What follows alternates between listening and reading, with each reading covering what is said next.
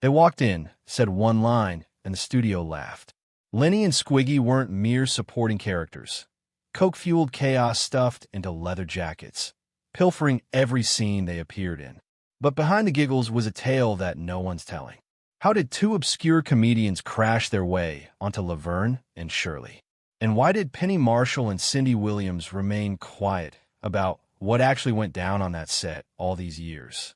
The reality includes house party editions, 11th hour rewrites, and moments behind the scenes too crazy to air.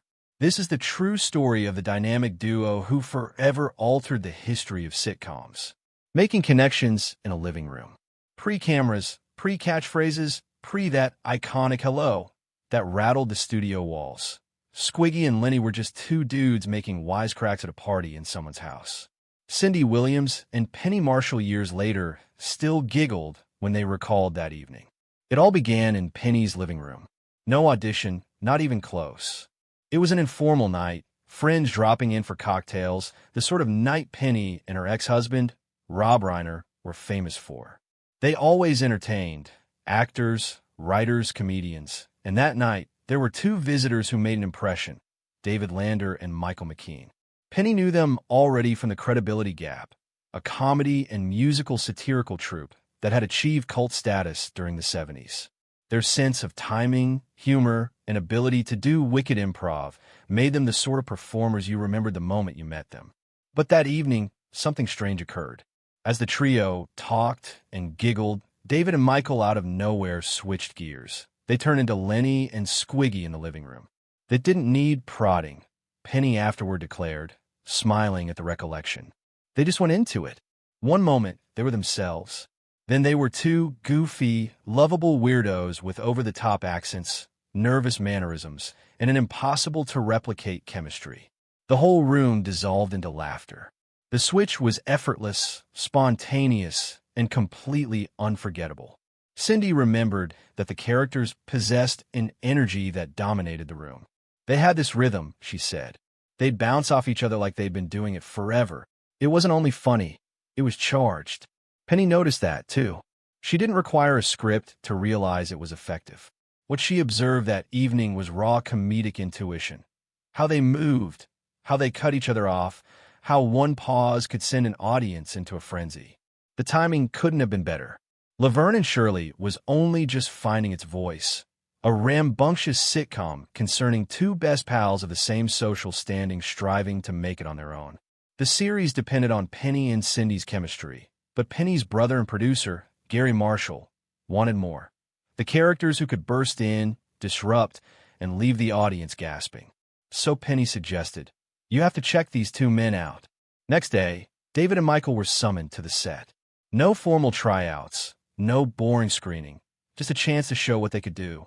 And when they stepped into that soundstage, it was déjà vu all over again. They did not just perform, they took over the room, just as they had done in Penny's living room. All were laughing without a break. They were strange, over the top, but completely sincere in their craziness. It was like catching lightning in a bottle, Cindy said. They always arrived, got their laughs, and departed. That was the pattern every time. The living room routine, an improvisational one at first, was a legend in the annals of TV history. But it wasn't luck. It was a combination of instinct and circumstance. Penny had a very long list of comedians that could make her laugh, but few of them could make the entire crowd go down in the split of a second. It was the same with David and Michael. They shared the same great and unique gift. They did not fake being funny. They were really funny, beginning with their body stance and ending with their way of pronouncing words. Later, Penny would explain, they were supposed to come into a room, say a line, and exit as if the room belonged to them. That was exactly what Lenny and Squiggy became, a brilliant comic flash that could burst onto a scene, make the audience laugh, and be gone before you took a breath. And it began not in a casting notice or a writer's room, but in a busy Los Angeles living room, where two buddies broke into character and altered the history of sitcoms forever. From Anthony to Squiggy when Laverne and Shirley was new and still getting its footing, no one could have imagined that two supporting characters, originally titled Lenny and Anthony, would be TV legends. The strategy was straightforward. introduced two local guys who were more awkward, poorer, and more over the top than Laverne and Shirley. The dynamic was there, the humor was immediate, and viewers couldn't get enough of them. But before the world got to know Lenny and Squiggy, a production choice altered everything about what they were going to be. As Penny Marshall revealed, the initial take on the characters was not to have Squiggy on it whatsoever. Anthony was the character's name, one of the neighborhood Italian guys, and he was to go along with Lenny on what was to be a one-time cameo. It was Lenny and Anthony, Penny said, but there were too many Italians already. She wasn't kidding. Between Phil Foster's Frank DeFazio, Eddie Mecca's Carmine Ragusa, and the whole Italian style that already permeated the show, the producers figured they had something different. So they revamped everything. Anthony was gone, and Andrew Squiggy Squigman took his place. Same comedy team, new persona. And that altered everything about Laverne and Shirley. Squiggy was no longer Italian. It was loosely German or perhaps Eastern European, depending on the episode. The nationality wasn't what was important. It was the pronunciation. The Squiggy name burst off the tongue. It was odd, snappy, and just cartoon enough to get under your skin. It paired just fine alongside Lenny's more straightforward, everyman delivery. That was not merely superficial change. The retitles set the pair free to be larger, more expansive, and much more erratic. Their strangeness had nothing to do with place or ethnicity. It was simply who they were. They were the very flesh and blood of lovable craziness, and it could be sensed by the audience. Penny remembered the name change was just the beginning. After they were Lenny and Squiggy, everything fell into place. The accents, the stance, the bizarre speech cadences, all of it just fell into place. They had their own world, she said. They'd come in, say silly things, have everyone in stitches, and sashay out like they had another place to wreak havoc. Clearly, Lenny was similarly impacted by the artistic reshuffling. Lenny Kosnowski was his real name, and it was designed to be humorous even before he uttered a word. Penny Marshall once cracked a joke that Kosnowski was an expression of "help, there's a hog in my kitchen," a saying which perfectly encapsulated the absurd and lovable atmosphere that the duo had all the while around them. Their names themselves were crafted for comedy, a heavy, long syllable followed by a short, stinging joke. Cindy Williams found the transformation a blessing. Then there were Lenny and Squiggy. It just worked, she stated. The second they walked onto the set, the crowd already knew they were in for some trouble. The names just cracked you up before the characters even got a chance to open their mouths. Same in the back. The change provided authors with greater freedom, too. The characters were no longer bound by their respective stories. Neighbors, co-workers, supporting characters, or interrupting the overall narrative. The duo did not need to be invited for a reason to visit. They could just drop by, crack a well-timed joke, and vanish like blue ghosts. Gary Marshall, known for his tough timing and construction, also knew the genius in it. They come in, get the laugh, and depart, he said. That's money. And that was the amazing part. Through the gamut of go-getting and struggling characters, Lenny and Squiggy were the comic relief valves, the odd buddies everyone tolerated, because they lightened the mood a bit. They were neither profound nor polished. They were simply to be funny, raw, and simple. The minute their pilot shows went on the air, the audience viewers were hooked. Anthony was wiped from memory. Squiggy became every household's name.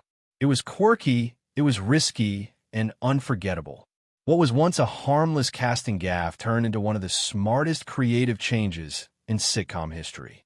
Because once Lenny and Squiggy came on through the door calling out hello, in that familiar voice, no one cared what they used to be called. Gary's Ladder.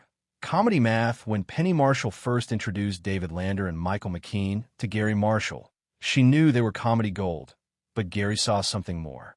He didn't observe two clowns with good timing. He observed the missing step on his comedy ladder. To Gary, all great sitcoms operated like a social equation. Contrast was needed. Characters on higher steps of the ladder, reaching for something greater, and characters below them, reminding everyone that it could be worse. That was Gary's comedy math, and nobody did the math better. He looked at Laverne and Shirley and saw two working girl types striving to rise above Milwaukee's brewery existence. They were dreamers and strugglers, already humorous and likable.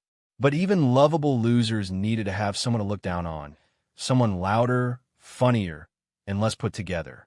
That's where Lenny and Squiggy fit in. As Gary said, someone's got to be worse than you. It wasn't a put down, it was architecture. Each straight man required a wild card. For each sentimental scene, there had to be some craziness lurking offstage. Laverne and Shirley were the sentimental core, but Lenny and Squiggy were the pressure relief valves, bursting in at precisely the right moment to blow the tension into orbit. And Gary knew that to violate the rules, they had to do it flawlessly. That's why Lenny and Squiggy appeared briefly, with a twist of knife and a jab of lightning.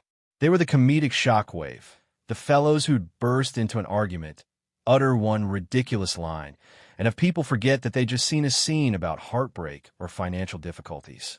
They were there simply to keep the beat going. Cindy Williams once said, Gary was like a mathematician when it came to laughs. He knew where to put the joke, how long to make it hang, and when to exit before it was stale.